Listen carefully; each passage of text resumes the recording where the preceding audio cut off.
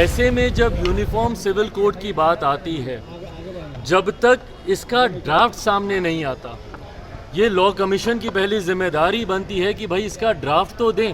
देखिए, uniform civil code की जहाँ तक बात है, भारत विभिन्नताओं का देश है और भारत की खूबसूरती ही यही रही है कि जितनी भी विभिन्नताएं हैं यहाँ पर, हर किसी को अपनी पहचान इस देश में रहते हुए मिली है। विपक्षी एकता का प्रयास कर रहे हैं। बहरहाल पहली बार थोड़ी गंभीरता जरूर विपक्षी एकता में देखने को मिली है। इससे पहले हम लोगों ने देखा कि सिर्फ तस्वीरें खिंचाने के लिए, पर इस बार जो बार बार इन लोगों की बैठक हो रही है, पर ये आने वाला समय ही बताएगा कि इन बैठकों का कोई निष्कर्ष निकलता है कि नहीं निकलता है। देखिए, स्वाभाविक है एक साथ एक मंच पर आकर चर्चा करना आसान है, पर साथ मिलकर और ख़ास तौर पर कई ऐसे राज्यों में साथ मिलकर चुनाव लड़ना जहां पर एक दूसरे के खिलाफ ही, जिनकी राजनीति हमेशा से रही है, राज्यों का नाम लेने की ज़रूरत नहीं है, पर कई ऐसे उदाहरण हैं जहां पर जो दल साथ में बैठे हैं उनके खिलाफ ही उन लोगों ने अपनी राजनीति करने का काम किया है। तो ऐसे में चुनाव में जब ये लोग जाएंगे, तब तक क्या ये विपक्षी एकता बरकरार रहेगी? इस विपक्ष का नेतृत्व कौन करेगा? क्या उस पे सबकी सहमति बनेगी? यूनिफॉर्म सिविल कोड लागू करने की बात इन दिनों मोदी सरकार कर रही है। लगातार जब भी जनसभा को संबोधित करती है तो यूनिफॉर्म सिविल कोड को लेकर के चर्चाएं की जाती है। अब इसी को लेकर के जब बातचीत की गई लोक जनशक्ति पार्टी रामविलास के जो राष्ट्रीय अध्यक्ष हैं चिराग पासवान से, तो उन्होंने समर्थन किया है, कहा कि लागू तो होनी ही चाहिए। वहीं पे एनडीए में शामिल होने को लेकर के भी उन्होंने कहा है कि समय आने दीजिए, सब कुछ पता चल जाएगा कि कब शामिल हो रहे हैं और कब शामिल नहीं हो रहे हैं। और भी क्या कुछ कह रहे हैं लोक जनशक्ति पार्टी के राष्ट्रीय अध्यक्ष चिराग पासवान, देखिए इस पूरे वीडियो में। नीचे रख। हाँ, पूछिए। थोड़ा लोगों नीचे करिए ना भाई, आप लोगों नीचे कर लीजिए, थोड़ा माइक नीचे, थोड़ा माइक नीचे। लोगों नीचे। हाँ, विपक्षी दलों के नेताओं की बैठक जो है दूसरी धीरे क्या कहेंगे? लगातार बैठकें चल रही है। भाई इसका कहना क्या है? विपक्षी एकता का प्रयास कर रहे हैं। बहरहाल पहली बार थोड़ी गंभीरता जरूर विपक्षी एकता में देखने को मिली है। इससे पहले हम लोगों ने देखा कि सिर्फ तस्वीरें खिंचाने के लिए सब साथ आते थे, पर इस बार जो बार बार इन लोगों की बैठक हो रही है, पर ये आने वाला समय ही बताएगा कि इन बैठकों का कोई निष्कर्ष निकलता है कि नहीं निकलता है।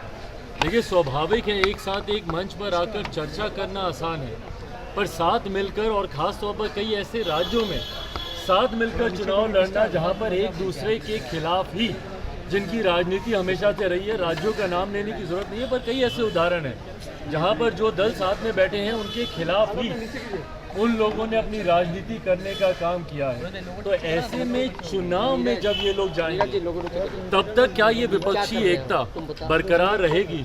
इस विपक्ष का नेतृत्व कौन करेगा? क्या उस पे सबकी सहमति बनेगी? पिछले दिनों भी जब ये लोग बिहार भी आए थे तो उस वक्त भी कुछ मतभेद कुछ दलों के बीच देखने को मिले थे, बट बहरहाल ये आने वाला समय ही बताएगा कि ये विपक्षी एकता इस तरीके से बरकरार रह पाती है या चुनाव आते आते तक धराशायी। यूनिफॉर्म सिविल कोड पे आम आदमी पार्टी ने समर्थन किया है, वहीं विपक्षी खेमा जो है इस पे बीजेपी प्रधानमंत्री मोदी ने इसको इम्प्लीमेंट करने की बात कही है। आरजेडी और जेडीयू इसका विरोध कर दिया। आपकी पार्टी का क्या स्टैंड है इस पे?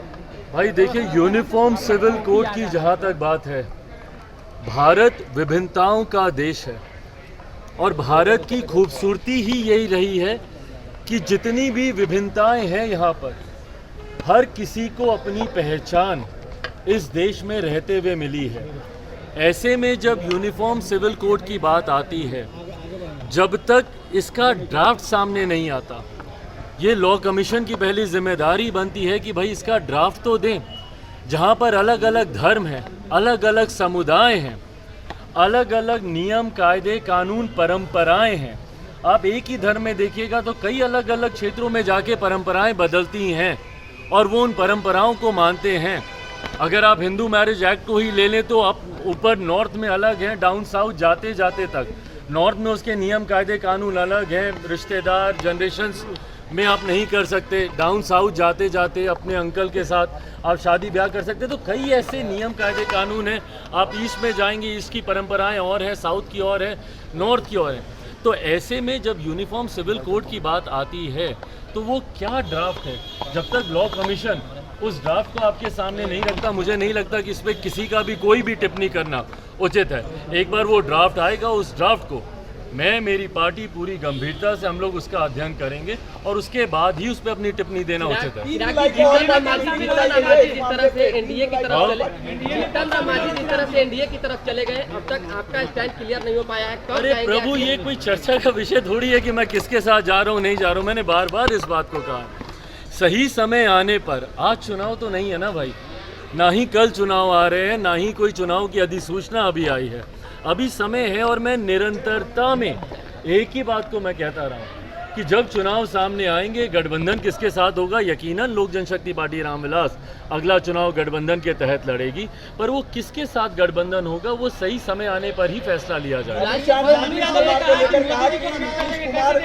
अमित शाह ने कहा कि नीतीश कुमार पलटू है, उन पर भरोसा नहीं किया जा सकता है, हर बार पाला बदलते हैं, ऐसे के साथ कैसे सरकार हम चला सकते हैं। भाई ये बात भारतीय जनता पार्टी से बेहतर तो कोई नहीं जान सकता।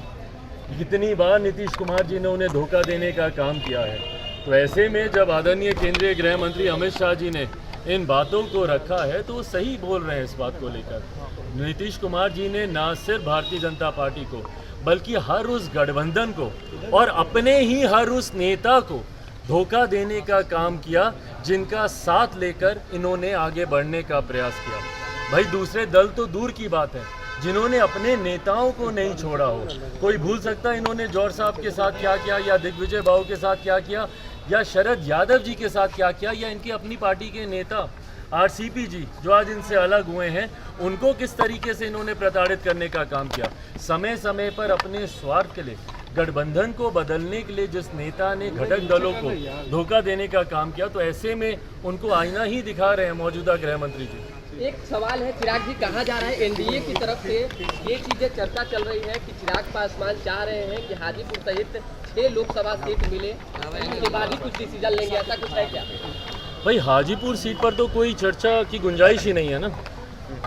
हाजीपुर मैं पहले भी कह चुका हूँ, मेरे नेता के अधूरे कार्यों को, किसी भी पुत्र का धर्म होता है कि वो अपने पिता के अधूरे कार्यों को पूरा करे। ऐसे में जब आज मेरे पिता इस दुनिया में नहीं है तो हाजीपुर की एक बड़ी जिम्मेदारी है जो कि पुत्र होने के नाते मुझे निभानी है। जमुई का क्या होगा? जमुई का फिर क्या होगा सर? अरे गर्दन फट गया।